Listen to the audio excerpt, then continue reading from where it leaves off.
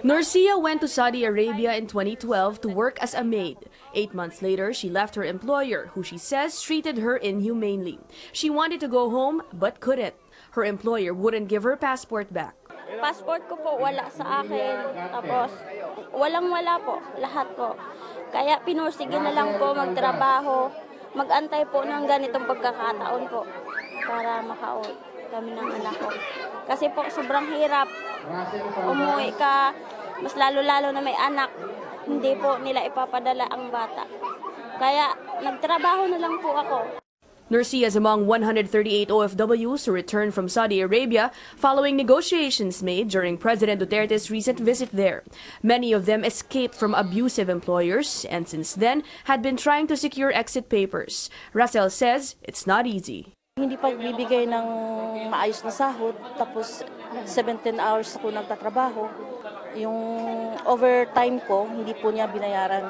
Tapos kinakaltasan pa ako buwan-buwan ng 35 real. Hindi ako pinayagang umalis, pero nagpaalam ko sa kanya, gusto kong maghanap ng ibang amo. Pero hindi siya pumayag, bininta niya ako ng 40,000 real. While some had their papers processed in just a few weeks, others waited for up to 5 years. They stayed in government-sponsored halfway houses while waiting.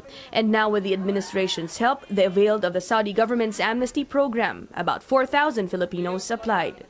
Labor Secretary Bebot Bello says negotiations continue for the others still there. He says 86 workers from Qatar may soon go home. President Duterte describes his trip as his most productive yet and vows to spend for OFWs who want to come back. Ang gusto kong yung ospital, tapos yung makauwi na yung may masakit, unahin yun.